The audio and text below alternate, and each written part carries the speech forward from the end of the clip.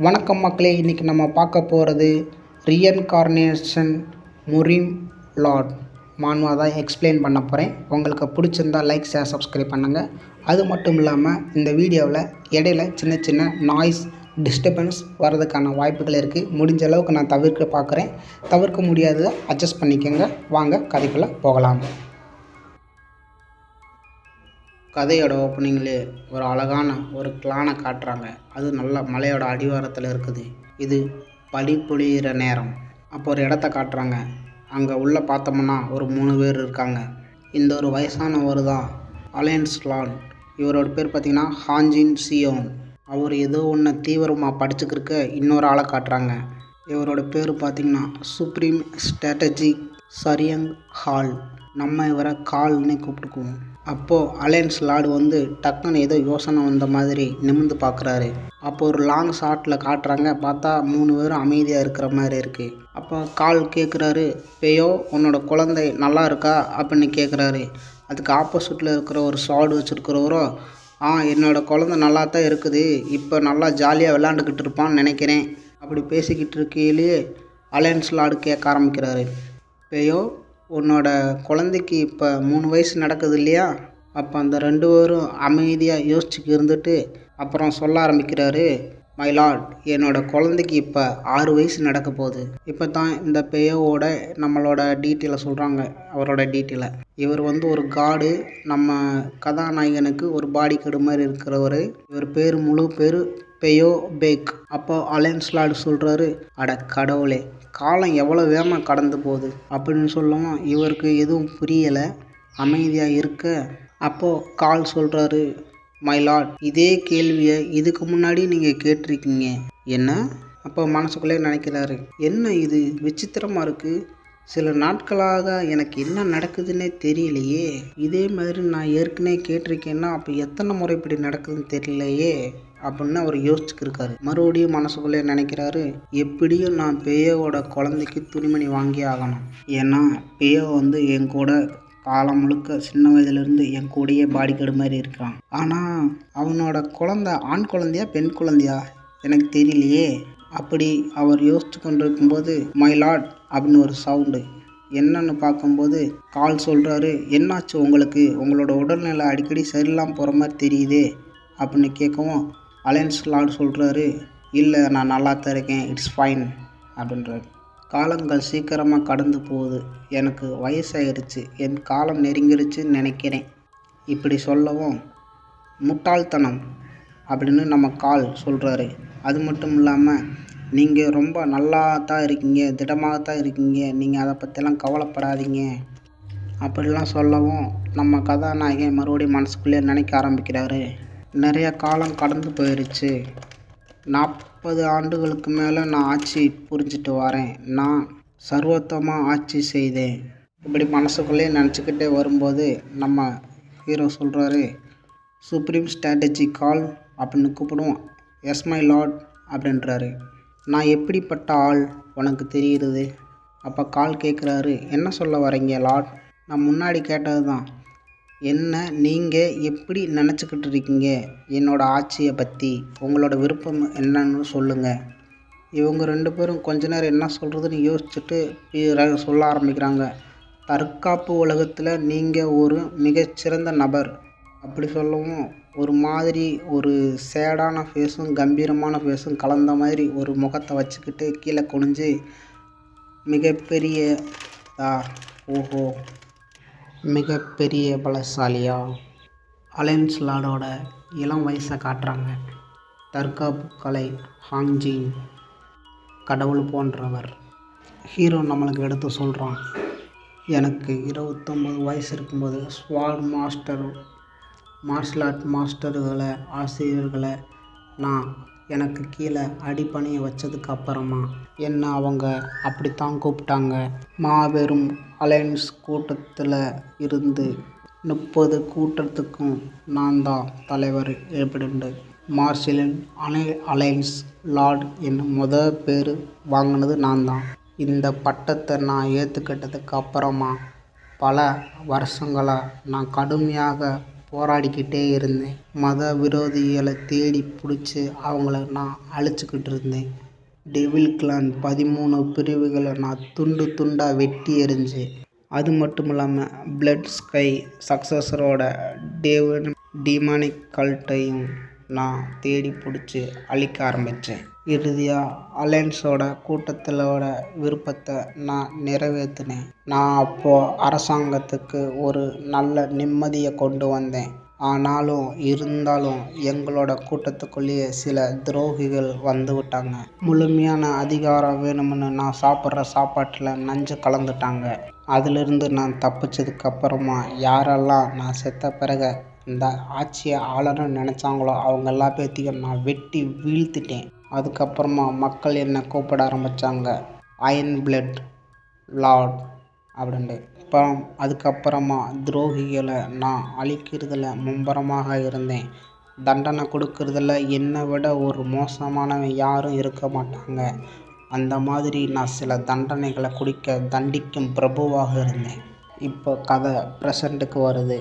நீங்கள் தற்காப்பு கலைகளை உலகில் மிக முழுமையான ஆசிரியர். அது மட்டும் இல்லாமல் நீங்கள் நீதிமான் போன்ற வலிமையான சின்னம். பரந்த உலகத்தில் நீங்கள் ஒரு முக்கியமான தற்காப்பு கலை உருவம் அப்படின்னு சொல்கிறாங்க அவங்க 2 பேர். இதையெல்லாம் கேட்டுட்டு நம்ம அலையன்ஸ் லார்டு அமைதியாக இருக்க, எதுக்கு மை லார்ட் நீங்கள் இப்படி கேட்குறீங்க?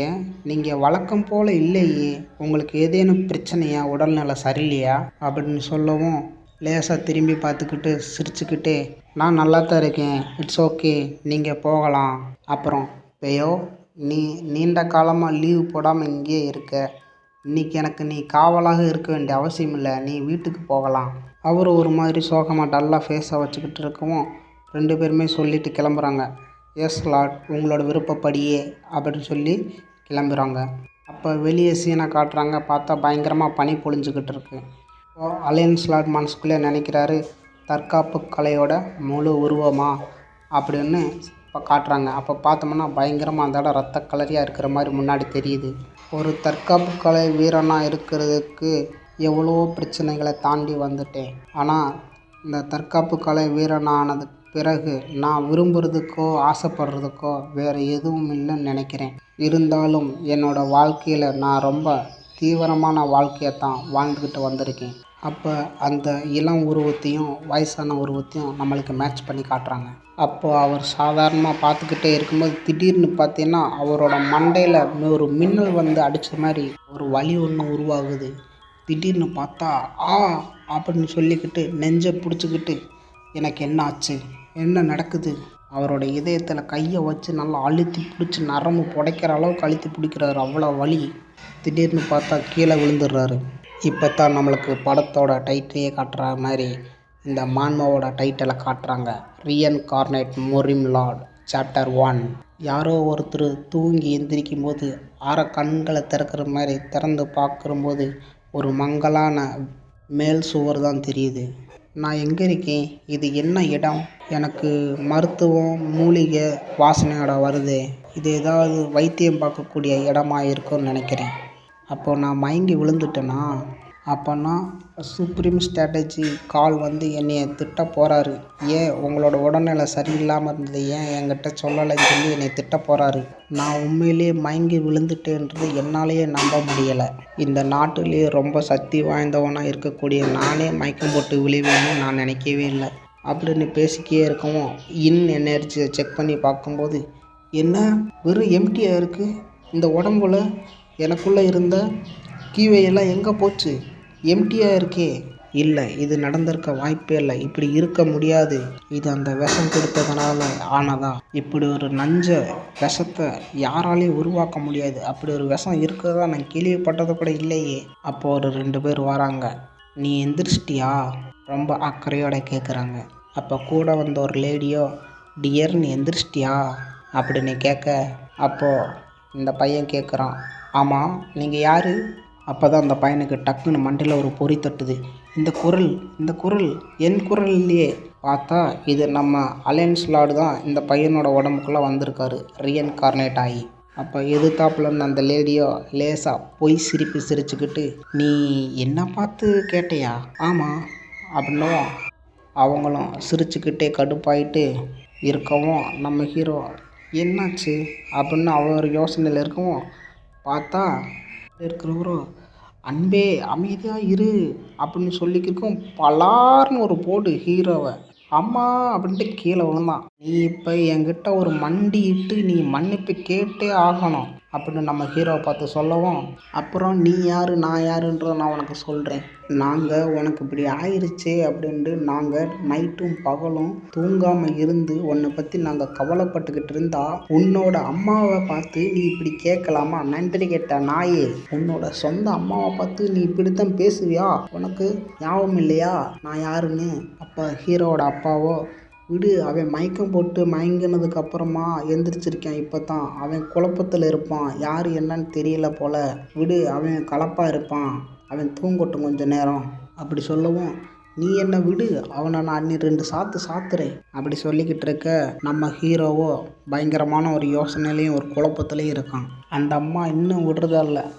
போய் ஒரு சாக்கடையில் விழுந்து தற்கொலை பண்ணிக்கிட்டு போன இவன் எனக்கு ஒரு பையனா அப்படின்னு சொல்லி பயங்கரமாக கத்திக்கிட்டு இருக்கவும் நம்ம ஹீரோ மனசுக்குள்ளே நினைக்க ஆரம்பிக்கிறான். நம்ம ஹீரோவும் குத்துக்கல்லாட்ட எழுந்திரிச்சு உட்காந்துக்கிட்டு கண்ணை மூடி மனசுக்குள்ளே சபா, எனக்கு தெரிஞ்சு இது ஒரு கனவாக தான் இருக்கணும், இல்லைன்னா இங்கே நடக்கிற கூத்தெல்லாம் வச்சு பார்த்தா கனவு மாதிரி தானே இருக்குது, இதை பார்த்தா நிஜ மாதிரியே இருக்குது, திடீர்னு கண்ணை முழிச்சு பார்த்தா இவங்களாரும் இருக்காங்க, என்னென்னமோ பேசுகிறாங்க, திட்டுறாங்க, அடிக்கிறாங்க, எனக்கு ஒன்றும் புரியலையே அப்படின்னு மனசுக்குள்ளேயே யோசிச்சுக்கிட்டு லேசாக ஒரு கண்ணை திறந்து சைடில் பார்க்கவும் கண்ணாடி இருக்குது. கண்ணாடியில் பார்த்தா இவனோட உருவம் தெரியுது. அப்படியே இவன் அதிர்ச்சி ஆயிடுறான். என்னடா இங்கே நடக்குது, இதில் என்னடா என்னோட உருவம் வித்தியாசமாக இருக்குது, இது நான் தானா அப்படின்னு சொல்லி ஷாக் ஆகிட்டு கண்ணெல்லாம் தொட்டு பார்க்குறான், கண்ணத்தெல்லாம் தொட்டு பார்க்குறான். நம்ம ஹீரோவும் லேசாக ஒரு நமட்டு சிரிச்சுக்கிட்டு ஆமாம் இது உண்மையிலேயே ஒரு கனவு தான், ஏன்னா நான் வயசானவனாகத்தான் இருந்தேன், இப்போ பார்க்கும்போது ஒரு இளம் வாலிபனாக இருக்கேன், இது கனவாக தான் இருக்கணும். ஆனால் ஒரு விஷயம், கனவாக இருந்தாலும் தொடும்போது ரொம்ப ரியலிஸ்டாக இருக்குது, ரொம்ப ஃபீல் ஆகுது, நல்லா ஃபீல் ஆகுது, இது கனவு தானா? ஆமாம், எதுக்கு இப்போ எனக்கு பின்னாடி தலையை வலிச்சுக்கிட்டே இருக்குது அப்படின்னு சொல்லிட்டு டக்குன்னு மயக்கம் போட்டு நம்ம ஹீரோ கீழே விழுந்துடுறான். அவங்க 2 பேரும் பதறி போயிடுறாங்க. ஐயோ என்னாச்சு அப்படின்ட்டு. அதுக்கப்புறமா சில நேரங்களும் கடந்து போகுது. இது பகலா இரவா சாயங்காலமான்னு தெரியலை. வானமே மஞ்ச நிறத்தில் சும்மா அழகாக பறவையெல்லாம் பறந்து போக நம்மளோட ஹீரோ மறுபடியும் எந்திரிச்சு உட்காடுறான். எந்திரிச்சு உட்காந்துட்டு கண்ணை சுருக்கி வச்சு யோசிச்சுக்கிருக்கான். என்ன இன்னும் எந்த ஒரு வித்தியாசமும் தெரியலையே, நான் தூங்கி எந்திரிச்சதுக்கப்புறமா நான் அலையன்ஸ் லாடாக அங்கே வேலை பார்த்துக்கிட்டு இருப்பேன் அப்படின்னு தான் நான் நினச்சேன். இன்னும் எந்த ஒரு விஷயமும் மாறலையே, நான் படுத்த படுக்கை அப்படியே இருக்குது, ஜன்னலும் அப்படியே தான் இருக்குது, எல்லாம் அப்படியே தான் இருக்குது அப்படின்னு சொல்லி அவன் தீவிரமாக யோசிச்சுக்கிருக்கீல. அப்போ இது கனவாக இருக்க வாய்ப்பு இல்லை. நிஜத்தையும் கனவையும் பிரித்து பார்க்கக்கூடிய அளவுக்கு நான் ஒன்றும் ரொம்ப சின்ன பையன் கிடையாது. நான் அலையன்ஸ் லார்ட், எனக்கு கிட்டத்தட்ட 70 வயசு 80 வயசு இருக்கும். அப்படி இருக்கையில் எனக்கு நிஜத்தையும் கனவையும் பிரித்து பார்க்கக்கூடிய தன்மை தெரியும். இது பார்க்க உண்மை தான் இருக்குது. இது எப்படி சாத்தியமாச்சு? இந்த உடம்புக்குள்ளே கியூஐயும் சுத்தமாக இல்லை, இது இப்படி நடக்க வாய்ப்பு இல்லையே அப்படின்ட்டு யோசிச்சுக்கிட்டே கண்ணாடியை பார்த்துக்கிட்டு இருக்கான். இந்த தற்காப்பு உலகத்தில் நான் 70 ஆண்டுகளுக்கு மேலே வாழ்ந்துட்டேன். தற்காப்பு கலையில் நான் 70 ஆண்டுகள் வாழ்ந்திருக்கேன். நம்ப முடியாத விஷயங்களை நிறையவும் நான் பார்த்துருக்கேன். ஆனால் மறுபிறவின்றது எனக்கு ரொம்ப ஆச்சரியமாக இருக்குது, நம்ப முடியல. அது மட்டும் இல்லாமல் நான் ஹைஜீன் சியோவாக இருக்கும்போது நினைவுகள் எல்லாமே எனக்கு இன்னும் இருக்குது, எதுவும் நான் மறந்து போகலை அப்படின்னு யோசிச்சுக்கிட்டு இருக்கும்போதே அங்கே ஒரு வயசானவர் வராரு. வந்தவரை சும்மா இல்லாமல் நம்ம ஹீரோவை திட்ட ஆரம்பிச்சிட்டாரு. நீ உன்னையே நினச்சி நீ வெக்கப்படணும், நேற்று நீ செஞ்ச செயல் என்னை ரொம்ப ஏமாத்திருச்சு. அப்போ நம்ம ஹீரோவோ என்ன சொல்கிறீங்க நீங்கள், எனக்கு எதுவும் ஞாபகம் இல்லை, நான் சொன்னது ஒன்றும் பொய் இல்லை, ஏன்னா இந்த பையனோட உடம்புக்குள்ளே நான் வந்ததுக்கப்புறமா இவன் என்ன விஷயம் பண்ணான்றது எனக்கு சுத்தமாக தெரியாது, அதனால் எனக்கு எதுவும் ஞாபகம் இல்லைன்னு சொல்கிறது தான் சரி, அது ஒன்றும் பொய்யாகாது. என்னது ஞாபகம் இல்லையா? உனக்கு தான் இந்த மாதிரி பொய் சொல்கிறதெல்லாம் ரொம்ப கைவந்த கலையாச்சே, என்றைக்கு தான் நீ பண்ண தப்பை ஒத்துக்கிட்டு இருந்திருக்கேன். ஹீரோ மனசுக்குள்ளே என்னது செஞ்ச தப்புக்கு பொறுப்பு எடுத்துக்கணுமா? நான் எப்பயும் பொறுப்பை தவறுனதே இல்லை. நான் அலையன்ஸ் லார்டாக இருக்கும்போது எந்த ஒரு தப்பு செய்தாலும் அதை நான் பொறுப்பு ஏற்றுக்குவேன். ஆனால் அதுக்காக நான் வாழ்ந்த வாழ்க்கையை குத்தி காட்ட மாட்டேன். எனக்கு கீழே நிறைய பேர் வேலை செஞ்சாங்க. அவங்க எந்த தப்பு செய்தாலும் சரி, அதுக்கு நான் நியாயமான முடிவுகள் தான் எடுத்திருக்கேன். அதே மாதிரி நான் ஏதாவது தப்பு பண்ணாலும் அதை நான் பொறுப்பில் நான் எடுத்துக்குவேன். அப்படி இருக்கும்போது இவர் என்னை இப்படி சொல்கிறது எனக்கு இது வருத்தத்தை கொடுக்குது. ஆனாலும் இவர் எனக்கு இப்படி ஒரு குற்றத்தை கொடுக்கறது சரியா? அப்படி பேசிக்கிட்டு இருக்கும்போது அந்த வயசானவர் எழுந்து போயிட்டு கதவு கிட்ட போய், நீ இந்த ஃபேமிலியில் பிறந்தது இந்த குடும்பத்துக்கு ரொம்ப அவமானம் அப்படின்னு சொல்லிட்டு சட்டுன்னு கதவை மூடிட்டு போயிடுறாரு. என்னடா நடக்குது இங்கே? கண்ணு முழிச்சதும் அடிக்கிறாங்க, சில பேர் கடுமையாக வந்து பேசிட்டு போகிறாங்க. அப்படி என்ன காரியம் பண்ணி வச்சுட்டா இந்த உடம்புக்கு சொந்தக்காரன்? சபா, ரொம்ப அலுப்பாக இருக்குதே அப்படின்னு இருக்கவும், அப்போ பார்த்தா கொஞ்ச நேரம் கழித்து ஏதோ ஒரு பையன் வந்து எட்டி பார்க்குறான். எந்திரிச்சிட்டிங்களா மை லார்ட் அப்படின்னு பக்கத்தில் வந்து உட்காந்துக்கிட்டு, நான் என்ன சொன்னேன்? அவள் பொண்ணாக இருந்தாலும் சரி இல்லைன்னாலும் சரி, உன்னால் அவளை அடிக்க முடியாது நான் சொன்னேன் இல்லையா? அப்புறம் ஏன் நீ போய் குடிச்சிட்டு வர வேண்டியதெல்லாம் தேவையா உனக்கு? இது ஆமாம், யார் நீ? அவனை கண்ணை சுருக்கி, சபா, ஆமாம் நான் கேள்விப்பட்டேன், உனக்கு எதுவுமே நினைவில்லாத மாதிரி நடிச்சுக்கிட்டு இருக்கியாமே. என்ன? எனக்கு தெரியும், நீங்கள் சில சமயம் புத்திசாலி மாதிரி நீங்கள் முடிவு எடுப்பீங்கன்ட்டு. ஆனால் நான் எதிர்பார்க்கவே இல்லை அன்றைக்கி போய் நீங்கள் அப்படி ஒரு மோசமான செயலை செய்வீங்கன்னு. ஹீரோவோ, என்னடா பேசிக்கிட்டு இருக்க, ஒன்றும் புரியலையே. நம்ம ஹீரோ பார்க்குறத பார்த்துப்புட்டு, இல்லை நான் என்ன சொல்ல வரேன்னா, நீங்கள் இந்த உலகத்தில் ரொம்ப அப்பாவியாக இருக்கிறனால தான் உங்களுக்கு அப்படிலாம் நடக்குது. இனிமேலாவது நான் சொல்கிறது கேளுங்க. தயவு செஞ்சு தற்காப்பு கலையை வந்து நீங்கள் தவிர்க்காதீங்க. அந்த பயிற்சியை நீங்கள் எடுத்துக்கிறணும். அதுதான் உங்களுக்கு நல்லது. இல்லைன்னா அது நல்லது இல்லை. இல்லைன்னா இப்படித்தான் போய் ஒரு பொண்ணுக்கிட்ட அடி வாங்கிட்டு வர்ற மாதிரி இருக்கும். நம்ம ஹீரோவோ அவன் பேசுகிறதெல்லாம் கேட்டுட்டு லேசாக முகத்தை கோபமாக வச்சு, நான் உங்ககிட்ட மறுபடியும் கேட்குறேன் அப்படின்னு சொல்லவும், அவன் கத்தி சொல்கிறான், நான் வந்து குவாங் ஷியான். போதும்போது நிப்பாட்டு. இது வந்து இனிமேல் நல்லா வேடிக்கையாக இல்லை. நீ என்கிட்ட எது எல்லாம் மறந்து போன மாதிரி நடிக்கணும்னு அவசியம் இல்லை. நம்ம ஹீரோ சொல்கிறான், குவாங்பூன்னா பைத்தியம் தலை அப்படின்னு அர்த்தமா? போதும்போது நிறுத்துங்க. நிச்சயமாக அப்படிலாம் கிடையாது. குவாங்கன்னா பிரகாசம்னு அர்த்தம். நீங்கள் என்னை கேலி செய்யணுன்றதுக்காக தான் நான் அப்படி சொல்கிறீங்க. உண்மையாகவே உங்களோட நடிப்பு ரொம்ப நல்லா இருக்குது. இன்னும் ஏன் அப்படியே நடிச்சுக்கிட்டு இருக்கீங்க? நிப்பாட்டுங்க அப்படி சொல்லவும், நம்ம ஹீரோ, எனக்கு உண்மையிலேயே எந்த ஒரு நினைவுமே இல்லை சபா. எனக்கு தெரியும், நான் உன்னிடம் முதலே சொல்லிட்டேன், அந்த மாதிரி பாசாங்க என்னிடம் வேலைக்கு ஆகாது. அது நல்லாவும் இல்லை, தொடர்ந்து அப்படி பண்ணாத. எனக்கு உண்மையிலேயே ஞாபகம் இல்லைடா, நான் உண்மையத்தான்டா சொல்கிறேன். உண்மையாவா? ஆமாம். என்னப்பா சொல்கிற? அப்போ நான் கொடுத்த பணம் அதுவும் ஞாபகம் இல்லையா? வெளிப்படையாக சொல்லப்போனால் எனக்கு தெரியாது. அது எவ்வளவு? 2 ஞான் கொடுத்தேன். ஓ, இரு, என்கிட்ட பணம் இருக்கான்னு பார்க்குறேன். இருக்கு, இந்தா, இன்றைக்கி உன்னோட அதிர்ஷ்ட நாள், இந்தா என்கிட்ட பணம் இருக்குது, வச்சுக்க. அவனும் ஆச்சரியமாக அதை வாங்கியிருக்கான். வாங்கினதுக்கப்புறமா, அட கடவுளே, உண்மையிலே உனக்கு எதுவுமே ஞாபகம் இல்லையா? இப்போ நீ நம்புறியா? நம்புகிறேன். சரி, உன் மனசு மாறுனதுக்கான காரணம் என்ன? ஏன்னா நீங்கள் வாங்கின கடனை ஒருபோதும் திருப்பி கொடுத்ததே கிடையாது. அவ்வளோ மோசமான ஆள் நீ. என்னடா இதுதான் சாக்குன்னு சொல்லி இவ்வளோ கேவலப்படுத்துகிறான்? இந்த உடம்புக்கு சொந்தக்கார இவ்வளோ மோசமானவனா?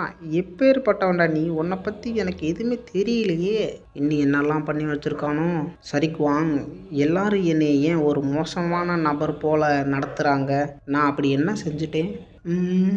நான் எங்கேருந்து ஆரம்பிக்கிறது? என்னடா இவன் ஆரம்பிக்கிறத பார்த்தா இது மட்டும் இல்லை போல், இன்னி எக்கச்சக்கமாக பண்ணி வச்சுருப்பான் போல் இருக்குதே. சரி, சமீப காலமாக என்னென்னலாம் நடந்துச்சு, எனக்கு ஏன் இப்படி காயமாச்சு, அதுலேருந்து ஆரம்பி. நீ லேடி சங்கை பார்க்க போன, அவள் உன்னைய பார்க்க முடியாதுன்னு சொல்லிட்டா. பிறகு அவகிட்ட ரொம்ப வாய் பேசிக்கிட்டு இருந்த, அதுக்காக அடி வாங்கினேன். அது உன்னை ரொம்ப கோபமாக்குச்சு. அதனால் நீ போய் சரக்கு அடிச்சுட்டு வந்த. அது போதை உனக்கு மண்டைக்கு ஏறி நிதானம் இல்லாமல் ஒரு குழியில் உருட்டு விழுந்துட்ட. லேடி சங்கா? யார் அது? அடே, லேடி சங்கா யாருன்னு கேட்குறியா? அவளும் உனக்கு மறந்து போயிட்டாளா? வரின் சங் குலத்தோட இளவரசி. அவள் சங்டாங் முழுக்க ரொம்ப அழகானவ. அவள் புத்திசாலியும் கூட. தற்காப்பு கலையில் சிறந்தவ. அது மட்டும் இல்லை, அவள் எல்லாத்துலேயும் சிறந்தவ, சரியானவ. ஆனால் அவகிட்ட ஒரே ஒரு பெரிய குறை இருக்குது. என்னது அந்த பெரிய குறை? போய் அவள் உனக்கு நிச்சயிக்கப்பட்டிருக்கால, அதுதான் அவளோட பெரிய குறையே. அவன் அப்படி சொல்லவும் நம்ம ஹீரோ ஒரு வித்தியாசமான முகபாவனையை வச்சுக்கிட்டு, ஓஹோ அதுதான் அவளோட பெரிய குறையா? ஆமாப்பா ஆமாம், அவளுக்கு திருமணத்தில் வந்தது தான் பெரிய குறை. அவள் ஒரு பெரிய துரதிருஷ்டியாலியாக இருப்பாள் போல். போய் உனக்கு நிச்சயிக்கப்பட்டிருக்கால, அவளோட அம்மாவோட வகுத்தில் இருக்கும்போதே அவள் உனக்கு தானே நிச்சயிக்கப்பட்டுருச்சு. என்ன பண்ணுறது, தலை விதி. இது எல்லாத்தையுமே கேட்டுக்கிட்டு இருந்த நம்ம ஹீரோவோ, இதுக்கு முன்னாடி எனக்கு உன்னை அடிக்கிற பழக்கம் ஏதாவது இருந்துச்சா அப்படின்னு நம்ம ஹீரோ கேட்கவும், ஏன் ஏன் ஏன் இதெல்லாம் நீ கேட்குற? ஏன்னா நீ பேசுகிற ஒவ்வொரு வார்த்தையும் கேட்கும் போதெல்லாம் என்னோட கை நரம்பெல்லாம் உன்னை அடிக்கணும்னு தன்னால் முறுக்கிடுற மாதிரியே ஒரு ஃபீலிங் எனக்குள்ளே வருது. அதனால தான் கேட்குறேன். அப்படியா? அப்படிலாம் ஒன்றும் இல்லையே, நீ என்னைக்கு அடித்ததே கிடையாது. ஏன்னா நம்மளோட பந்தம்ன்றது பார்த்தீங்கன்னா, ஒரு பொண்ணுக்கும் ஆணுக்கும் நடக்கிற நிச்சயதார்த்தத்தை விட நம்மளோட பந்தம் ரொம்ப ஆழமானது அப்படின்னு அவன் பயந்துக்கிட்டே சொல்லவும் நம்ம ஹீரோவும், ஓஹோ அப்படியா, சரி அப்படின்னு சொல்லிட்டு நம்ம ஹீரோ அந்த பெரியவர் சொல்லிட்டு போனதை நினச்சி பார்க்குறான். நீ எங்கள் குடும்பத்துக்கு ரொம்ப அவமானத்தை கொண்டு வந்துட்ட, நீ ஒரு அவமானம். அதை மனசுக்குள்ளே நினச்சிட்டு, சரி நான் முன்னாடி மாட்டிக்கிட்ட பிரச்சனைலாம் என்னென்ன அதை பற்றி சொல்லு. சொல்கிறேன். நீ ஒரு மோசமான சூதாட்டத்தில் போய் பங்கெடுத்துக்கிட்ட. அங்கே அந்த ஆட்டத்தில் நீ சேர்ந்து விளையாடி நிறைய பணத்தை தோத்துட்ட. அது மட்டும் இல்லாமல் உனக்கு பிடிச்ச ஒரு விலைமாதுக்கிட்ட போய் உன்னோட பணத்தை பூரா கொடுத்து இழந்துட்ட. லிஸ்ட்டு போய்கிட்டே இருக்கே. நீ குடிச்சிட்டு சண்டை போட்ட, தற்காப்பு கலை பயிற்சிக்கு போகலை, வீட்டிலிருந்து ஓடி போயிட்ட. பிறகு தற்காப்பு கலை உலகத்தில் சில எதிரிகளை பிடிச்சு முயற்சி செஞ்ச. போதும் சரி, ஆல்ரைட். இந்த பையனோட அம்மா ஒரே ஒரு அடிதான் தலையில் அடித்தா, அதோட நிப்பாட்டிட்டா. நானாக இருந்தேன்னா இவனை ஒரே அடியில் மண்டையை பொளந்து கொன்னே போட்டிருப்பேன். நான் என்ன மாதிரி ஆளாக இருப்பேன்னு நீ நினைக்கிற குவாங்? என்னையா கேட்குறீங்க? கொஞ்சம் வெளிப்படையாக சொல்லலாமா? ஷோர் சொல்லு. இதுதான் இவனுக்கு நல்ல வாய்ப்பு, என்னை பற்றி நல்லா பேச போகிறான். வெளிப்படையாக சொல்லணும்னா நீங்கள் ஒரு குப்பைக்கு குப்பை. உங்களை மாதிரி ஒரு மோசமான குப்பையை இந்த உலகத்தில் பார்க்க முடியாது. இதுதான் என்னோட உண்மையான சொல். அடப்பாவி, இதுதான் சாக்குன்னு ரொம்ப பேசிட்டானே. அப்போ நம்ம ஹீரோ அலையன்ஸ் லார்டாக இருக்கும்போது கால் சொன்னதை நினச்சி பார்க்குறோம். நீங்கள் தற்காப்பு கலையோட முழு உருவம், அதை நினச்சி பார்த்துட்டு நம்ம ஹீரோ லேசாக சிரிச்சுட்டு, நான் உண்மையிலே உண்மையான ஒரு புதிய வாழ்க்கையை வாழ போகிறேன்னு நினைக்கிறேன் அப்படின்னு சொல்லி முடிக்கவும் இந்த கதை இந்த இடத்துலையே முடிகிறது. சாப்டர் 1. சாப்டர் 2 வேணும்னா கமெண்ட் பண்ணுங்கள். எப்படினாலும் நான் போடத்தான் போகிறேன். இருந்தாலும் நீங்கள் ஒரு லைக், கமெண்ட், ஷேர், சப்ஸ்கிரைப் பண்ணிங்கன்னா எனக்கு கொஞ்சம் உத்வேகம் கொடுக்கும். நான் இப்போ தான் புதுசாக சேனல் ஆரம்பிச்சிருக்கேன், மான்வா சேனல். அதனால் சப்போர்ட் பண்ணுங்கள். அதே மாதிரி நான் பண்ணியிருக்கிற சின்ன மிஸ்டேக், அதாவது பேசுகிறது வைக்கிறது எப்படி இருக்குன்ற கொஞ்சம் சொன்னீங்கன்னா நான் அதை சரி பண்ணிக்கிறேன்.